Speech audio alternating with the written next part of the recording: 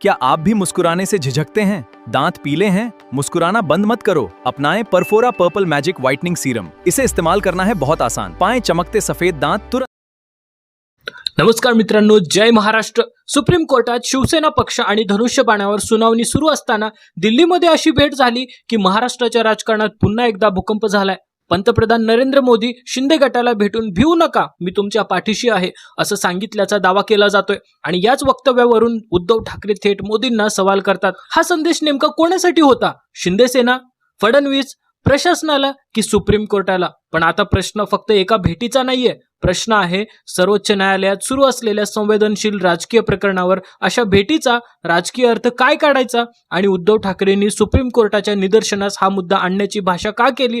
आजच्या व्हिडिओमध्ये याच संपूर्ण प्रकरणाचा सविस्तर आढावा घेऊया। मित्रांनो, महाराष्ट्राचं राजकारण खूप रोमांचक होत चाललेलं आहे। काही दिवसामध्ये काहीही होऊ शकतं, म्हणून जर तुम्ही कोणत्याही पार्टीचे कट्टर समर्थक असाल तर हा क्षण तुमची ताकद दाखवण्याचा आहे। चॅनलला सबस्क्राइब करा, व्हिडिओला लाईक करा आणि तुमचा आवाज सगळ्यांपर्यंत पोहोचवा। तुमचा प्रत्येक क्लिक म्हणजे तुमच्या पार्टीला साथ आणि महाराष्ट्राच्या राजकारणात तुमचा सहभाग। तुमची कोणती पार्टी आहे नक्की कमेंटमध्ये सुद्धा मेन्शन करा। चला तर मग सुरुवात करूया। सध्या महाराष्ट्राच्या राजकारणात सर्वात मोठा चर्चेचा विषय ठरला आहे तो म्हणजे पंतप्रधान नरेंद्र मोदी आणि एकनाथ शिंदे यांची झालेली भेट। शिवसेना पक्ष आणि धनुष्यबाण चिन्हावर सर्वोच्च न्यायालयात सुनावणी सुरू असताना एकनाथ शिंदे आपल्या समर्थक खासदारांसह दिल्लीला गेले आणि त्यांनी पंतप्रधान मोदींची भेट घेतली। या भेटीनंतर राजकीय चर्चांना उधाण आलं, कारण नेमक्या याच काळात सर्वोच्च न्यायालयात उद्धव ठाकरे आणि एकनाथ शिंदे यांच्या राजकीय संघर्षाचा कायदेशीर क्लायमॅक्स सुरू आहे। त्यामुळे या भेटीचा राजकीय संदेश काय हा प्रश्न स्वाभाविकपणे उपस्थित झाला। या भेटीवर सर्वात आक्रमक प्रतिक्रिया आली ती उद्धव ठाकरे यांची। उद्धव ठाकरे यांनी पंतप्रधान मोदींच्या कथित भिवू नका, मी तुमच्या पाठीशी आहे या संदेशावरच थेट प्रश्नचिन्ह उपस्थित केलं। त्यांचा सवाल असा आहे की जर असा संदेश खरोखर दिला असेल तर तो नेमका कोणासाठी होता? एकनाथ शिंदे आणि त्यांच्या समर्थकांसाठी, भाजपमधील वरिष्ठ नेत्यांसाठी, प्रशासनासाठी की मग सर्वोच्च न्यायालयात सुरू असलेल्या प्रकरणांच्या पार्श्वभूमीवर त्याचा काही वेगळाच राजकीय अर्थ आहे?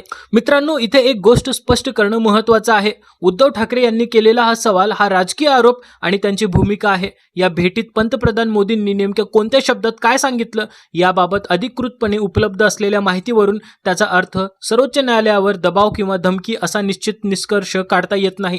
मात्र उद्धव ठाकरे यांनी आता या भेटीचा राजकीय संदर्भ जोडत पंतप्रधानांवर जोरदार हल्ला केला असून हा मुद्दा सर्वोच्च न्यायालयाच्या निदर्शनास आणण्याची भूमिका घेतली आहे।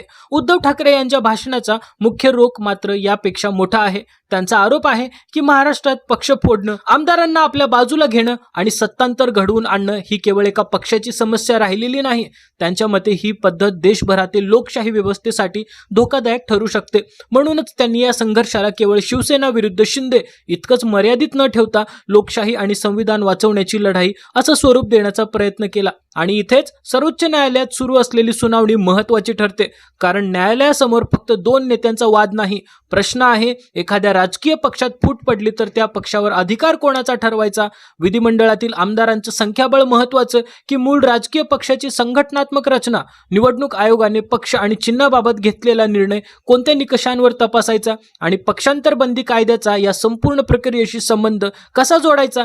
याच मुद्द्यांवर उद्धव ठाकरे गटाचे वकील कपिल सिब्बल सातत्याने भर देतात। त्यांचा मुख्य युक्तिवाद असा आहे की विधिमंडळ पक्ष आणि मूळ राजकीय पक्ष हे एकच नाहीयेत। काही आमदार एखाद्या गटात गेले म्हणून संपूर्ण राजकीय पक्षाची मालिका त्या गटाकडे आपोआप जाऊ शकत नाही। शिवसेनेच्या बाबतीत निवडणूक आयोगानं आमदार खासदारांच्या संख्याबळाला दिलेलं महत्त्व योग्य होतं का हा मूलभूत प्रश्न सिब्बल उपस्थित करत आहेत।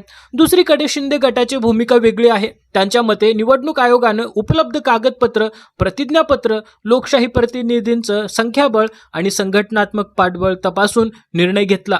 त्यांच्या बाजूने मोठ्या संख्येने आमदार आणि खासदार होते आणि त्यामुळे लोकशाहीतील बहुमताच्या कसोटीवर त्यांचा दावा मजबूत होता असा त्यांचा युक्तिवाद आहे। आता या दोन भूमिकांमध्ये पंतप्रधान मोदी आणि एकनाथ शिंदे यांच्या भेटीचा मुद्दा कुठे येतो? इथे राजकारण आणि न्यायव्यवस्था त्यांच्यातील संवेदनशील सीमारेषा समोर येते। न्यायालय स्वतंत्रपणे कायदेशीर पुरावे आणि संविधानाच्या चौकटीत निर्णय घेत असताना राजकीय नेत्यांच्या भेटीगाठी, वक्तव्य आणि सार्वजनिक संदेश यांना राजकीय अर्थ निघतो। उद्धव ठाकरे नेमकं याच राजकीय अर्थावर बोट ठेवत आहेत.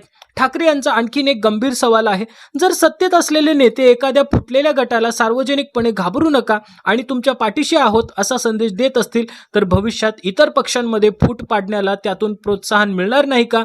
म्हणजेच पक्ष सोडा, आमच्याकडे या आणि सत्ता तुमच्यासाठी पाठीशी उभा राहील असा संदेश राजकारणात जाऊ शकतो. उद्धव ठाकरे यांनी याच मुद्द्याला गद्दारीचा व्हायरस असं संबोधत तो देशातील लोकशाहीसाठी धोकादायक असल्याचा दावा केलाय. मात्र या सगळ्याचा अंतिम निर्णय राजकीय भाषणातून होणार नाही, तो न्यायालयातील प्रक्रियेतून होणार आहे. आणि म्हणूनच सध्या सर्वांचं लक्ष सर्वोच्च न्यायालयाच्या सुनावणीकडे लागलं आहे. कारण जर न्यायालयाने निवडणूक आयोगाच्या निर्णयाचा पुनर्विचार केला तर शिवसेना पक्ष आणि धनुष्यबाण चिन्हाच्या भवितव्यावर त्याचा थेट परिणाम होऊ शकतो. दुसरीकडे जर न्यायालयाने शिंदे गटाचा दावा कायम ठेवला तर पक्षांतर, विधिमंडळातील बहुमत आणि निवडणूक चिन्हाबाबत भविष्यातील राजकारणासाठी एक महत्त्वाचा कायदेशीर संदर्भ तयार होऊ शकतो. आणि म्हणूनच उद्धव ठाकरे यांचा आजचा हल्ला फक्त मोदी शिंदे भेटीपुरता मर्यादित नाही, त्यामागे एक मोठा राजकीय संदेश आहे. ठाकरे गट या संपूर्ण प्रकरणाला आता शिवसेना कोणाची या प्रश्नावरून पुढे नेत पक्ष फोडून सत्ता मिळवण्याच्या राजकारणाला संविधानात कितपत परवानगी आहे